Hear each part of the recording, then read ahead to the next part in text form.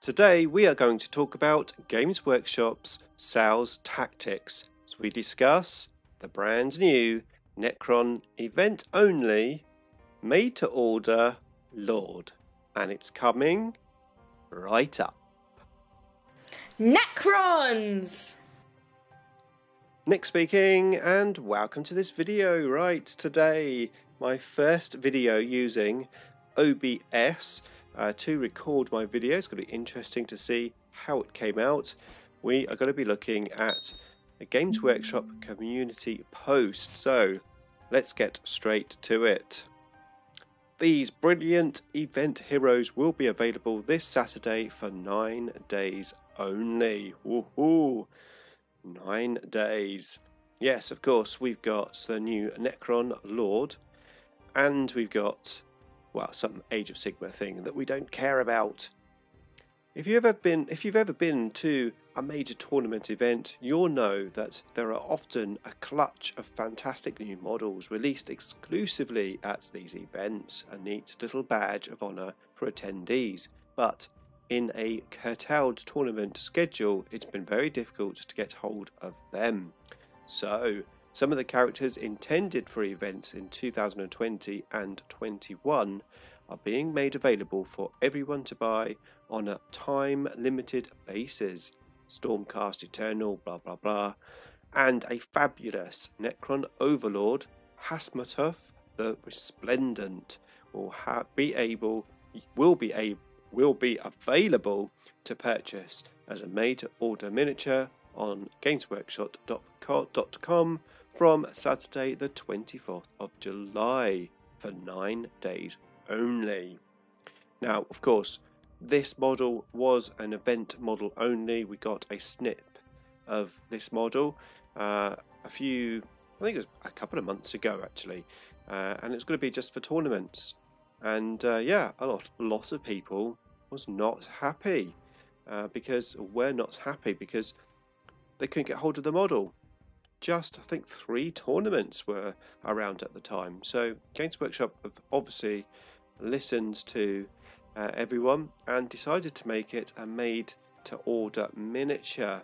Now, have they done this because of the backlash from the community regarding getting hold of this model, or was that sales tactic there all along? I have a funny feeling, and it's just my opinion, but I think actually this is a reaction to what's happening, and I think actually it's a very good move.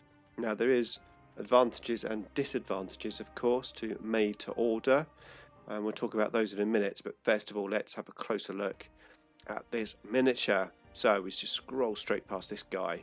Here we go, here he is. Now, it's fair to say that a lot of people that I've come across don't actually like this miniature. I think particularly they don't like the head. Now, I must admit, his head just looks a bit awkward.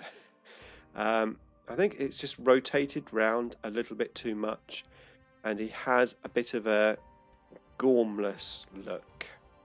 However, with a head swap, I think this model could be pretty awesome. Or maybe the head just needs to be moved slightly so it's not like rotated right the way around. I can't even do his pose because I've got a sore neck still from a few weeks ago. But taking that aside, I actually do like this Lord, although they said Overlords there at the beginning, but he's supposed to be a Lord. He's obviously got the Resurrection Orb, he's got the Staff of Light, and he has the robes just like the new Indomitus Lord, so he matches in with all the new miniatures. Not a huge fan of a dead Necron head on the base. Why has he got a dead Necron head on the base? Come on, give him something better to have on the base. It's got a very cool Staff of Light, and of course the orb, which is pretty nicely painted. Very, very cool. As I said, some people don't like the head, but I think a simple head swap would sort that out. Anyway, let's read on. Lord Hasmoteph The Resplendent, and I had to Google that to find out exactly what that meant because I was interested, but not that one. This one.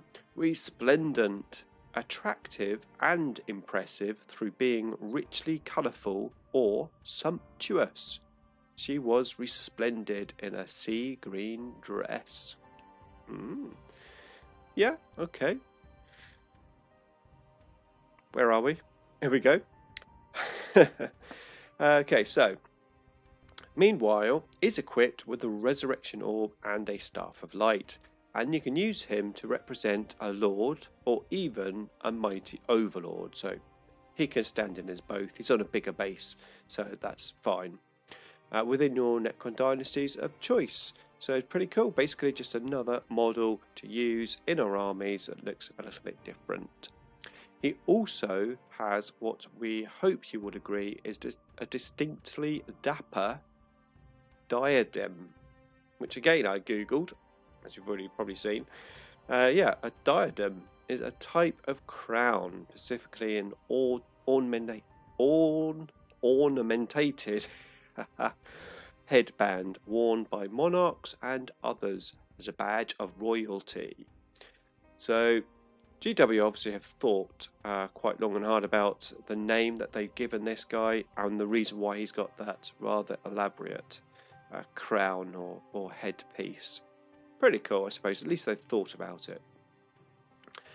Now, there's no pre-order period for these heroes, and the purchase window will slam shut at 6 p.m. BST on Sunday the 1st of August. What's more, as they're being made to order, we won't run out of stock, so everyone who wants one should get one.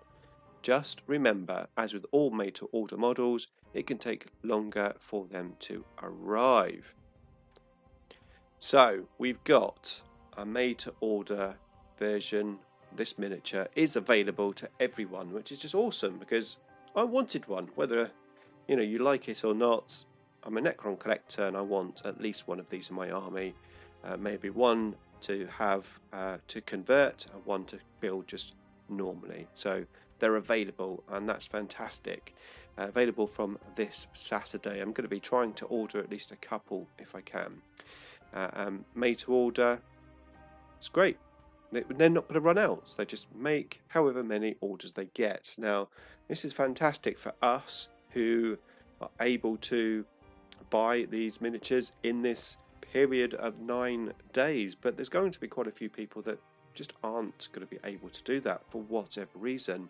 Not enough money. Maybe they're just on holiday for a couple of weeks and don't have any internet and they're going to miss out. That is a shame.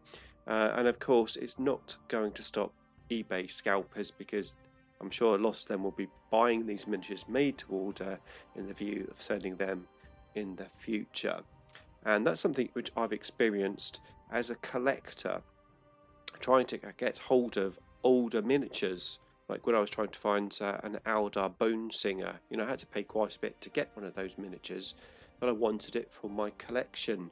And of course, these limited run miniatures are going to end up in that situation. So future Necron players are going to have to pay quite high to get one, if they can get one at all. And that is a shame from a collector's point of view. Then I suppose that's what limited editions are.